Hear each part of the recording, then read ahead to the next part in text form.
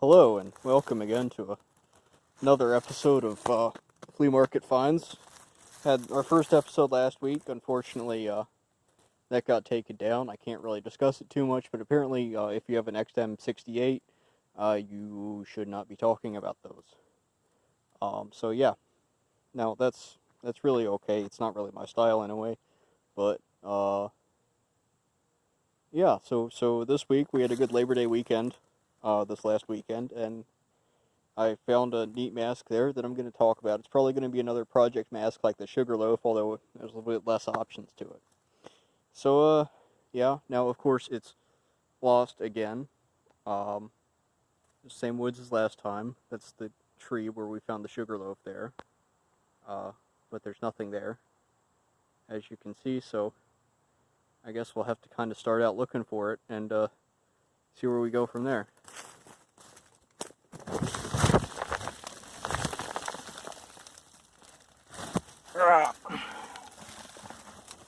Fuck.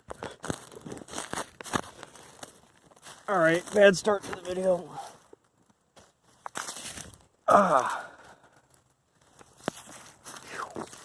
Alright.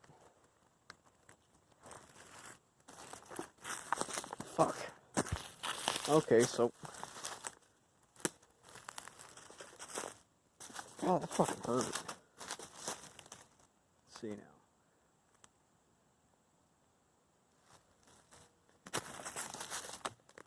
Fucking boots filled with dirt now.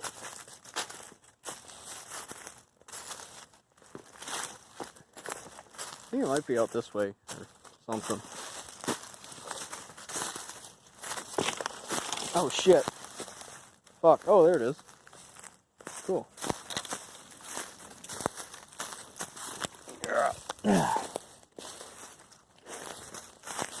So, yeah. There we have it. Sit down on our... Fuck you. Sit down on our old log here. So, for $10, which really is a steal, even considering some of the components are missing. Yes, come on. It's a lot buggier today.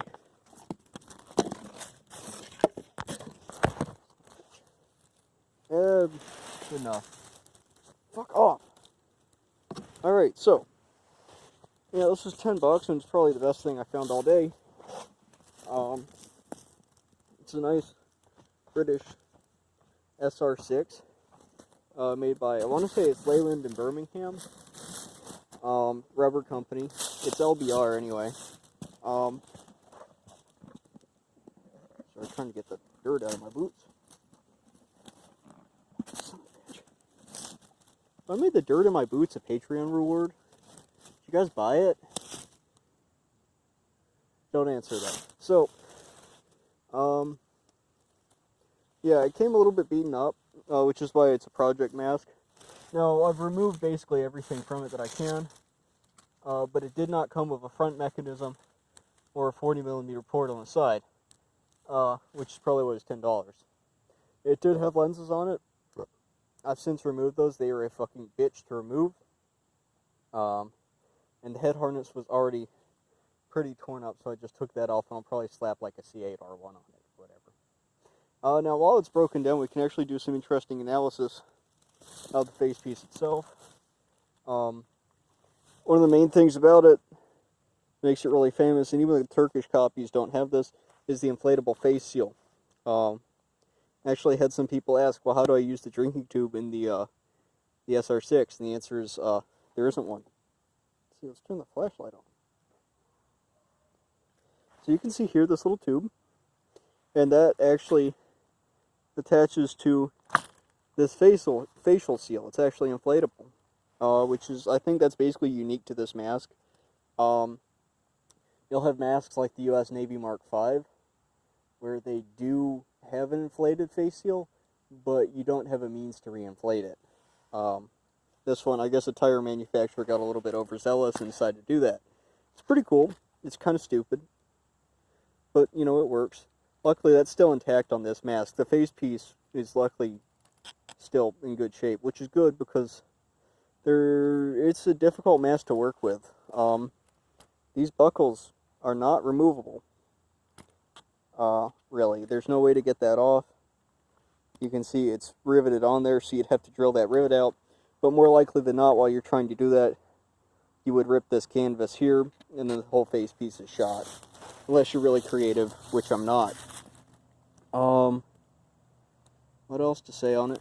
Oh yeah, there was an oral nasal cup, but I removed it.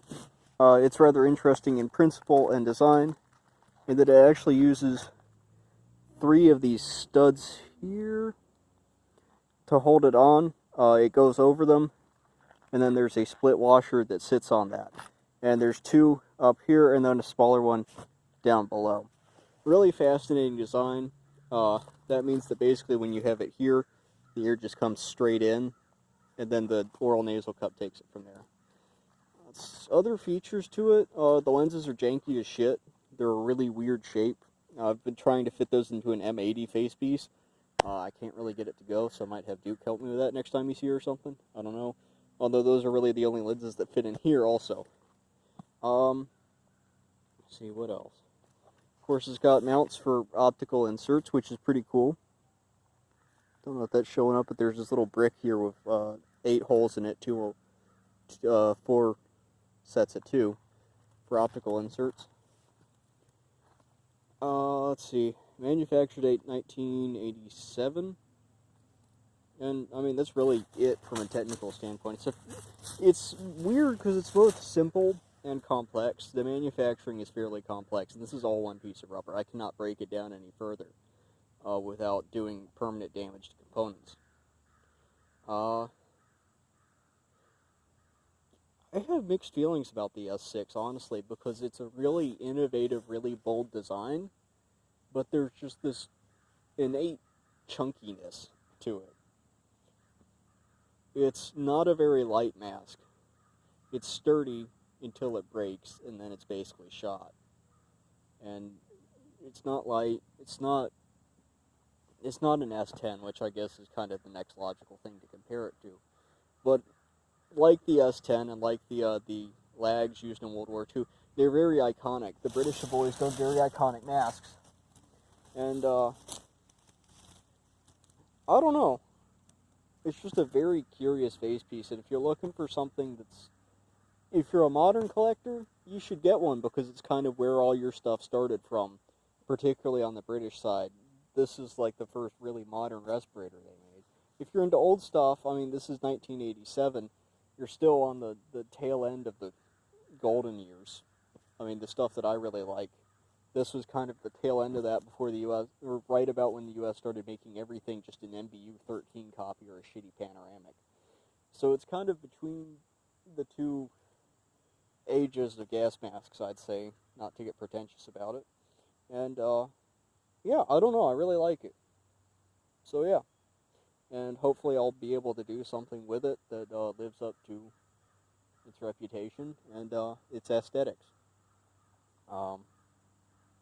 Which is the least I can do, considering that it was probably slip knotted originally. That's my 2 cents on it, is someone decided to try to slip knot it for some reason. If you like slip knot, you're fucking stupid. But yeah, thanks for watching.